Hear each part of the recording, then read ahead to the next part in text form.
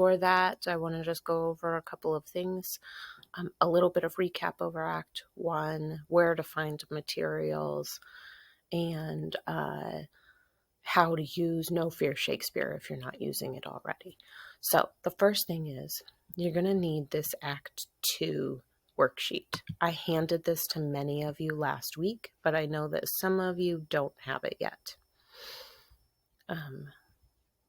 So the prologue and Act 2, Scene 1, you should have read on your own. You'll need to fill this out on your own as well. You should not be copying straight from No Fear Shakespeare when you do the translation of the Act 2 prologue. You're welcome to look at No Fear Shakespeare and read the modern translation, but I want you to put it in your own words, okay? And that's what you do there. Act 2, Scene 2 is what we're going to read today. You'll see there are 4 questions that you'll need to answer about this scene. This is the famous balcony scene, so you really need to pay attention to some of the things said in it. This is also where you get some very iconic lines spoken by Romeo and Juliet. I'm going to go back out to the modules here. And I'm actually going to go up to the previous week's module. If you should have these 2 documents as well, key quotes and characters. They're actually in one packet that I gave you last week. So if you're clicking on characters, and if you're stuck at home, you can print this on your own, or you can just make notes, like basically create this packet for yourself on a notebook paper or on a Google Doc. That's fine as well. But there's an area for key quotations by Romeo and another one for Juliet as well. And then if you go back out,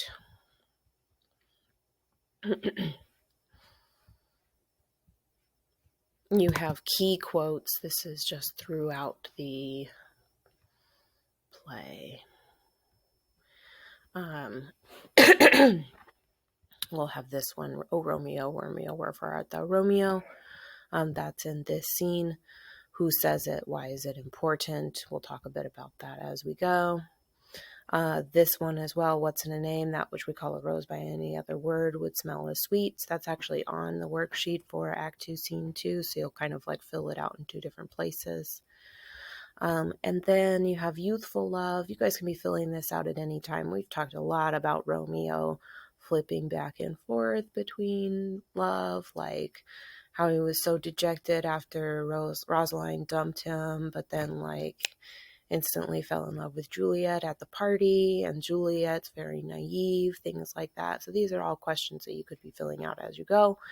We're going to talk some about love and hate. We're going to want to fill out this box today, at least with 2 quotes from the text. So these are things that you'll want to do. I won't necessarily give you prompts to do this on your own, or to do this, but you'll need to kind of fill this in on your own. It's like you're taking notes over a text, basically, only instead of taking freeform notes, you're filling out guided notes. Okay, so if we go back out to modules and we go to this week's module, I've decided, since we're spending so little time together in class, we're going to ditch the original text and we're just going to go straight with the No Fear Shakespeare text for the remainder of the semester. So if you click on Study Help with Romeo and Juliet, you get to this page. Actually, I'm going to go out here and click on this. And if you click on this, it'll take you to No Fear Shakespeare. And we're in Act 2, Scene 2 is where we're going to start today. And I'm just reminding you that this side that is light gray is the original text. This side that is white is the modern text. So we'll listen to it in the original text, but you can be looking over at the modern text kind of as we go to see what the translation is. Also, since this is a video recording, you can pause me or you can pause the text and look at, if you're not understanding something, look at what's actually being said. Okay, this is kind of a long scene, so I want to get straight into it. You should have this pulled up, and you should have your characters and key quotes worksheet out and your Act 2 worksheet out, which I'm going to just pull up in a separate tab. And I'm going to close out of this one so I don't accidentally crash. Okay. So just a little bit of recap. Remember that we learned right away that the Capulets and the Montagues are feuding families. We also learned that Prince Aeschylus said that if they were to start another brawl in the streets, that they would be sentenced to death. They would receive the death penalty. We know that Romeo is recently dumped by Rosaline. Remember, she said that she would rather be a nun than marry or date him, which, man, when he runs into Juliet after just complaining about how sad that he was about Rosaline and then fell in love with Juliet at first sight like 30 seconds later, maybe we can kind of see why Rosaline felt that way. That's just my opinion anyway. You guys can obviously come to your own conclusions. It is a romantic text. I won't knock that, but it gets a little crazy sometimes. I think it's a little middle school, which I think I've stressed in class. So you guys certainly know how I feel about it.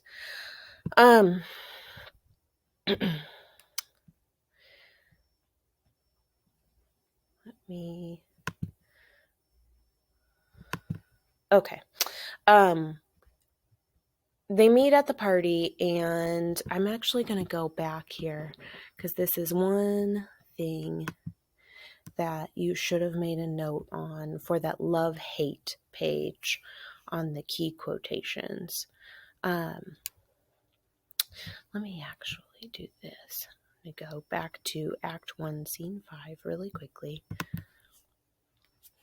I'm going to scroll down to the second to last page, I think. Okay, so Romeo and Juliet meet. Then they have that weird flirtation where they talk about how their lips are pilgrims, or his lips are pilgrims and her lips are saints, and it's all basically like innuendo to indicate that they want to kiss each other and move things along, and then they do kiss, and Juliet says, "Oh, you kiss by the book," which means you're a really good kisser.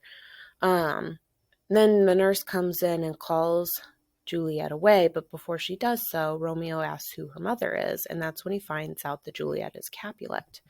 And he says, "Is she a Capulet? Oh, dear account, my life is my foe's debt." So this is that love-hate theme, I guess, a theme related to love and hate. And the translation over here is she a Capulet? Oh, this is a heavy price to pay. My life is in the hands of my enemy, is the translation there. So he realizes that he's in love with his enemy's daughter. Fast forward to the next page. Juliet asks the nurse basically to scan the room for various guys in the room. Basically, she only wants to know who Romeo is, but she doesn't want the nurse to know that she's interested in Romeo. So she points out several guys in the room and then finally asks about Romeo, so that way it doesn't seem suspicious why she's asking about various people, especially when she was supposed to be looking for Paris at the party and checking him out to see if she'd like to marry him. Anyway, the nurse doesn't know him, so she goes to ask the name and finds out that he is Romeo. The nurse says, "His name is Romeo and a Montague, the only son of your great enemy." So there's that, again, love-hate theme. And then here is Juliet's very famous line, "My only love sprung from my only hate, too early seen, unknown, and known too late. Prodigious birth of love is to me that I must love a loathed enemy," which is all translated into, "The only man I love is the son of the only man I hate. I saw him too early without knowing who he was, and I found out who he was too late." Basically, like, she's pointing out her own naivete, that she should have figured out who he was before she committed to falling in love with him. Then she says, "Love is a monster for making me fall in love with my worst enemy." Okay, so we're going to start Act 2, Scene 2. And remember that those quotations can go on the key quotations love-hate page, that overall guided notes study guide type thing that we looked at a minute ago in last week's module, that you should have on paper if you were in class last week. Okay, so we're ready to start Act 2, Scene 2. We know that Romeo and Juliet both know that they are the children of each other's sworn enemies, but they love each other anyway. Romeo has hopped the fence after the party, the orchard wall, to spy on Juliet. Probably he wants to try to talk to her, but it looks a lot like spying here at the beginning because he's watching her and listening to her speak. So we're going to listen to this audio. Again, the audio is going to match the text over here. You can pause at any time and read the modern text to understand it better. And we'll pause a few places as well. Scene 2, Capulet's Orchard. He jests at scars that never felt a wound. Soft, what light through yonder window breaks? It is the east, and Juliet is the sun. Oh, envious moon, who's already sick and pale with... I'm just going to pause it right there. When he says, "But soft, what light through yonder window breaks? It is the east, and Juliet is the sun." This is one of Romeo's iconic lines. So if you're on Romeo's character sheet, you can put this down as a key quotation. He basically is looking up at her bedroom window. The light comes on, and it's in the east, so he describes her as the sun. Remember that Romeo was so dark and like dismal just a couple of scenes ago, shutting himself in dark rooms and whatnot. And you'll notice his all of his soliloquy right here is all the imagery is all light. Okay, so he's far more optimistic than he was. Grief that thou, her maid, art far more fair than she. Be not her maid, since she is envious. Her vestal livery is but sick and green, and none but fools do wear it. Cast it off. It is my lady. Oh, it is my love. Oh, that she knew she were. She speaks, yet she says nothing. What of that? Her eye discourses. I will answer it. Oh, I am too bold. 'Tis not to me she speaks. Two of the fairest stars in all the heaven, having some business, do entreat her eyes to twinkle in their spheres till they return. What if her eyes were there, they in her head? The brightness of her cheek would shame those stars, as daylight doth a lamp. Her eyes in heaven would through the airy region stream so bright that birds would sing and think it were not night.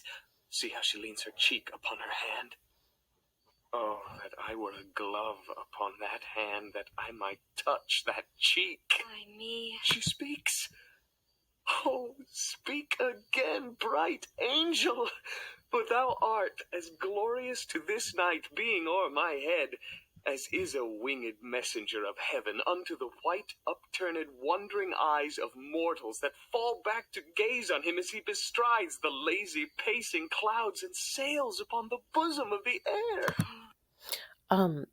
Romeo is still hidden at this point. So Juliet's talking by herself. And this next part you can see is the, O Romeo, Romeo, wherefore art thou Romeo? Deny thy father and refuse thy name, or if thou wilt not, be but my sworn love, and I'll no longer be a Capulet. Remember that wherefore means why in Elizabethan English.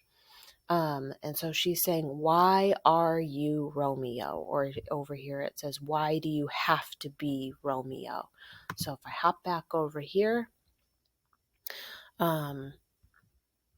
this is part of the answer here, okay? And a little bit, we're going to read a little bit further and then go back to this question. You'll stop and answer it. You'll have to look back at the text about what it is that she's pondering, but it has to do with this question. Why do you have to be Romeo? Or why does your name have to be Romeo? Romeo, Romeo, wherefore art thou Romeo? Deny thy father and refuse thy name. Or if thou wilt not, be but sworn my love, and I'll no longer be a Capulet. Shall I hear more, or shall I speak at this? 'Tis but thy name that is my enemy. Thou art thyself, though not a Montague. What's Montague? It is nor hand, nor foot, nor arm, nor face, nor any other part belonging to a man. Oh, be some other name! What's in a name? That which we call a rose, by any other name would smell as sweet. So Romeo would, were he not Romeo called, retain that dear perfection which he owes without that title. Romeo, doff thy name, and for that name which is no part of thee, take all myself. Okay, before Romeo interrupts her, he's about to reveal that he's actually there listening to her. You need to stop and answer the question. You should take into account this speech by Juliet and this speech by Juliet. Read the modern English version and then answer this question. What is Juliet pondering when Romeo finds her on the balcony?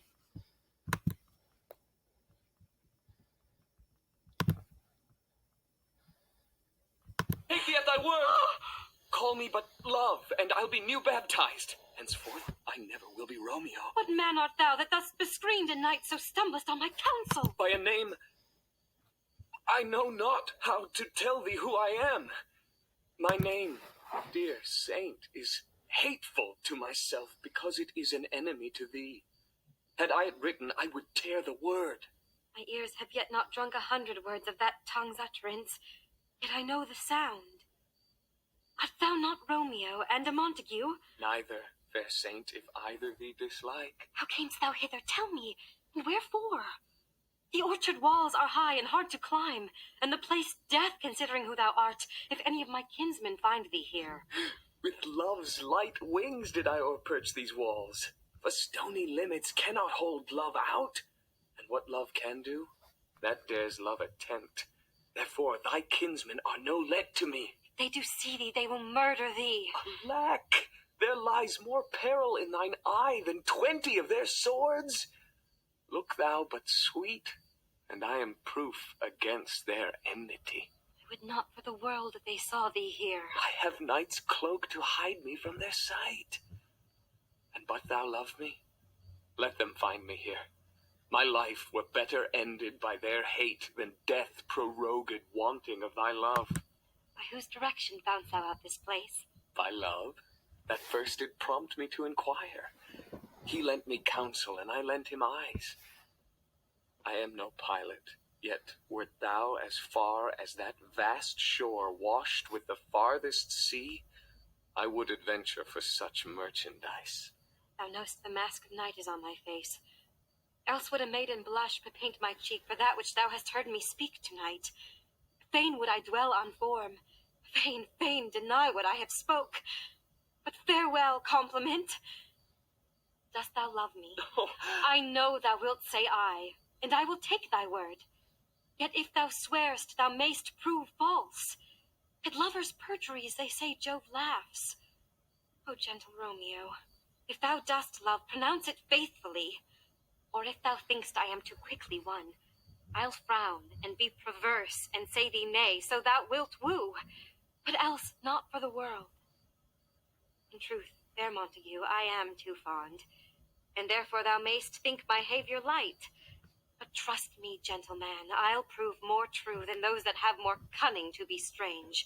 I should have been more strange, I must confess, but that thou overheardst ere I was ware my true love's passion. Therefore pardon me, and not impute this yielding to light love, which the dark night hath so discovered. Lady. Wait, I'm just going to pause right there because she talks about light love and being strange. And being too fond. So basically what she means is like she fell in love too quickly. She's admitting that she fell in love too quickly, and it tells you over here, I like you too much, so you may think my behavior is loose. What this means is like she's doesn't want him to think that she falls in and out of love really easily. This is kind of ironic because Romeo falls in and out of love pretty easily. So when she's talking about behavior is light, she's talking about, she doesn't want him to think that she has light love, like she's serious about her love and her interest in him. She says, so excuse me, and do not assume that because you made me love you so easily, my love isn't serious. So she wants to make sure that he's taking her seriously, that she doesn't just want to like kiss, or like she wants more than just like a kiss at the party or something like that. She's talking about long-term love. Under blessed moon, I swear, that tips with silver all these fruit treetops. Oh, swear not by the moon, the constant moon, that monthly changes in her circled orb, lest that thy love prove likewise variable. What shall I swear by? Do not swear at all. Or if thou wilt, swear by thy gracious self, which is the god of my idolatry, and I'll believe thee. If my heart's dear Well, love... do not... Okay, I'm pausing again because you need to go back over to your worksheet. Why does Juliet not want Romeo to swear by his love by the moon? Go back and look at the modern text and answer this question. Not swear. Although I joy in thee, I have no joy of this contract tonight. It is too rash, too unadvised, too sudden, too like the lightning which doth cease to be ere one can say it lightens. Sweet, good night. This bud of love by summer's ripening breath may prove a beauteous flower when next we meet. Good night, good night. As sweet repose and rest come to thy heart as that within my breast. Oh, wilt thou leave me so unsatisfied? What satisfaction canst thou have tonight? The exchange of thy love's faithful vow for mine.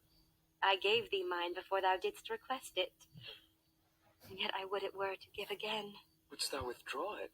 For what purpose, love? But to be frank and give it thee again. And yet I wish but for the thing I have. My bounty is as boundless as the sea, my love as deep. The more I give to thee, the more I have, for both are infinite. I hear some noise within. Dear love, adieu. Juliet! Anon, good nurse. Sweet Montague, be true. Stay but a little, I will come again. Oh, blessed, blessed night! I am afeard, being in night, all this is but a dream. Too flattering sweet to be substantial. 3 words, dear Romeo, and good night indeed. If that thy bent of love be honourable, thy purpose marriage, send me word tomorrow by one that I'll procure to come to thee, where and what time thou wilt perform the rite. And all my fortunes at thy foot I'll lay, and follow thee, my lord, throughout the world. Hold up. She just said, if your purpose is marriage, send me word tomorrow. So we're going to pretend it's like, let's say the party ended at 2 o'clock in the morning, because it was a pretty big party.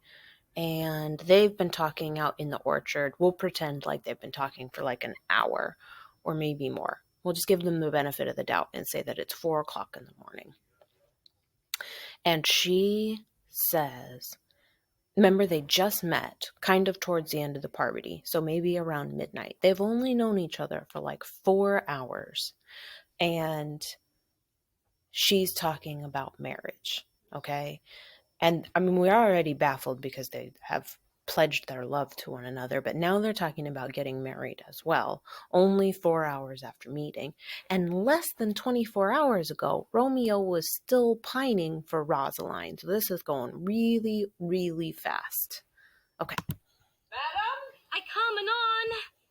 But if thou meanst not well, I do beseech thee. Madam! By and by I come, to cease thy suit, and leave me to my grief. Tomorrow will I send. So thrive my soul. 1,000 times good night. 1,000 times the worse to want thy light. Love goes toward love as schoolboys from their books. But love from love, toward school with heavy looks. Romeo, st. Oh, for a falconer's voice to lure this tassel gentle back again. Bondage is hoarse and may not speak aloud, else would I tear the cave where echo lies, and make her airy tongue more hoarse than mine, with repetition of my Romeo's name. Romeo! It is my soul that calls upon my name. How silver sweet sound lovers' tongues by night, like softest music to attending ears. Romeo! My sweet! What o'clock tomorrow shall I send to thee? By the hour of 9. I will not fail. 'Tis 20 years till then. I have forgot why I did call thee back. Let me stand here till thou remember it. I shall forget to have thee still stand there, remembering how I love thy company. And I'll still stay to have thee still forget, forgetting any other home but this. It's almost morning. I would have thee gone, and yet no farther than a wanton's bird that lets it hop a little from her hand, like a poor prisoner in his twisted gyves, and with a silk thread plucks it back again, so loving jealous of his liberty. I would I were thy bird. Sweet, so would I. Yet I should kill thee with much cherishing. Good night. Good night. Parting is such sweet sorrow that I shall say good night till it be morrow. Sleep dwell upon thine eyes, peace in thy breast. Would I were sleep and peace so sweet to rest. Hence will I to my ghostly father sell, his help to crave, and my dear hap to tell. Okay, we're almost done here. If you go back here to your worksheet, we skipped over this one. What is in a name that which we call a rose by any other name would smell as sweet? You want to go back to the modern text and read this. What does she mean when she says this? This is one of her very iconic quotes, so you're going to want to make sure that you probably record this under Juliet's key quotations as well.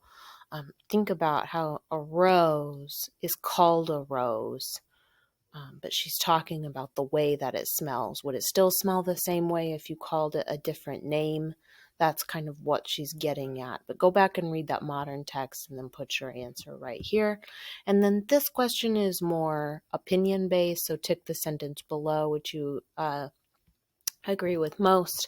You have 4 options here, and then you just need to give a reason for the why you chose the one that you chose. And that's basically it. I will hopefully see you on Friday. Don't forget to check under this week's modules. I'm going to go ahead and actually just click over there right now so that you see what I'm talking about. Click on this green and white groups all week so that you know what to expect to do tomorrow during your e-learning and Thursday during e-learning. And then I also have your Monday e-learning on there as well, assuming that we're hybrid next week. See you soon.